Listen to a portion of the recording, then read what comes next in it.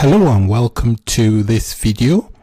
In this video, I will be introducing you to JavaScript variables.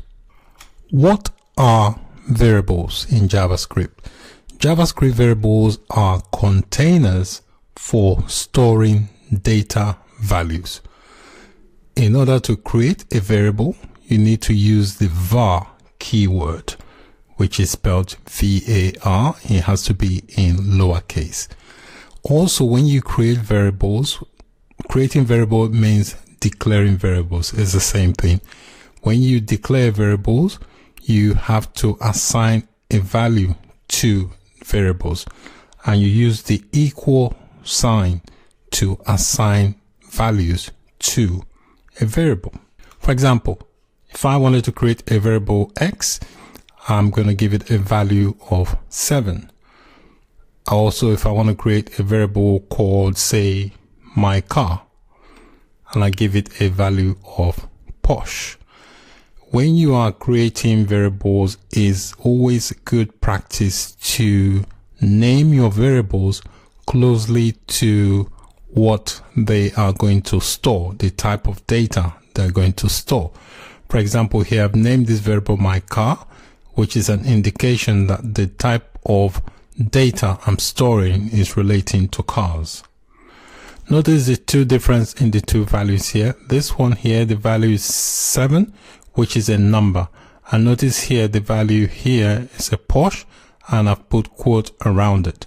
When you are declaring variables, if you are declaring a text, you have to enclose it in quotes. You either have to use single quotes or double quotes, but you can't mix them. You can't use a single quote here and then a double quote here. That's the only way the computer will understand that it is dealing with a text. You need to enclose the values in quotes. You don't need to do that with numbers, because the computer knows that that is a number. But if you want the computer to know that is a string, they call it a string in programming. If you want to know that this is a string, you need to enclose it in quotes.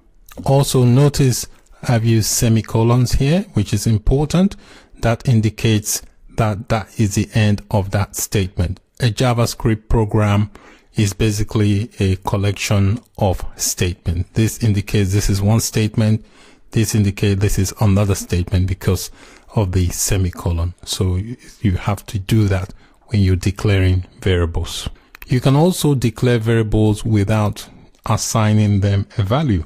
So when you declare a variable without a value, it is known as undefined. Once you have defined or declared a variable, you can change its value. For example, here I've already defined a variable called my car. If I wanted to change the value from Porsche, for example, to a Range Rover, all I need to do is call the variable by name and assign it a different value. So that way I've already changed the value. Once you've declared the variable, you can change the value. A variable that is declared without a value is known as undefined. Also, it's very important to know that JavaScript is case sensitive.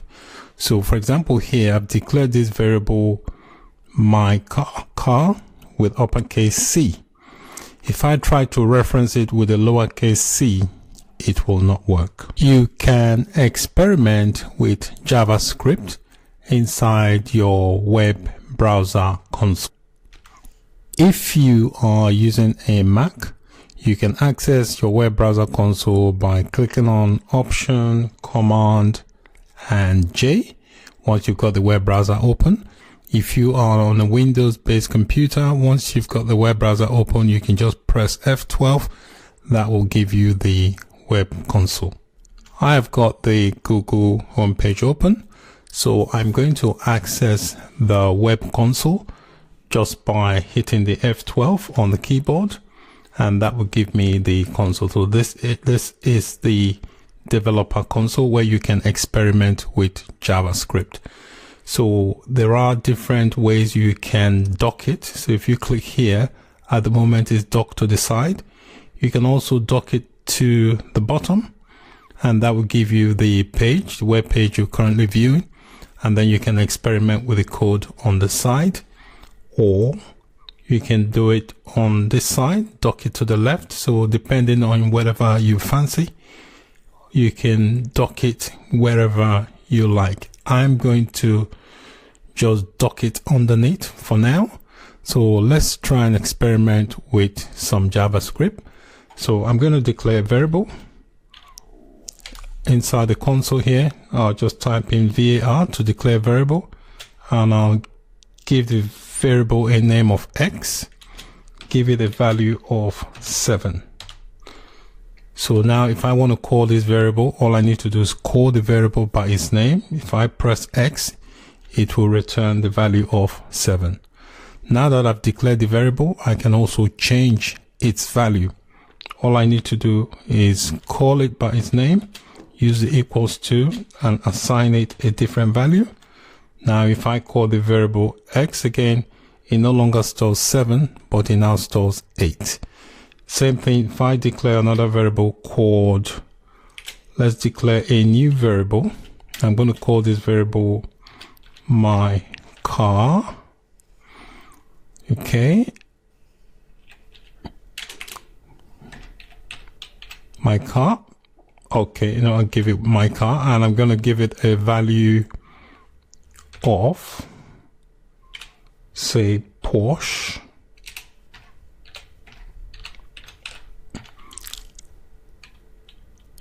Okay, and I need a semicolon to end that. So now if I call this variable by its name, if I say, for example, if I call it by car, it will not work. You know why? Because I've referenced it in lowercase. You know, the C I use is in uppercase. So it's very important that you reference your variables the way you've defined them. If I now go back and call it again with uppercase C, it should return the right. You can see it's giving me the value of Porsche.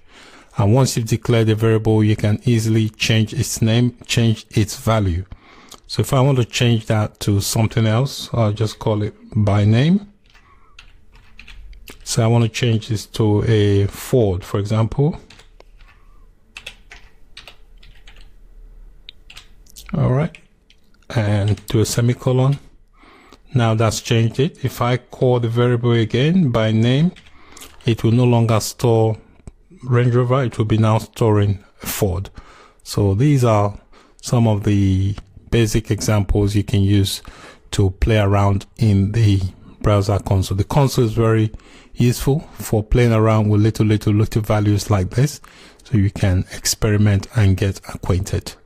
So that's it for this video on JavaScript variables. Many thanks and bye for now.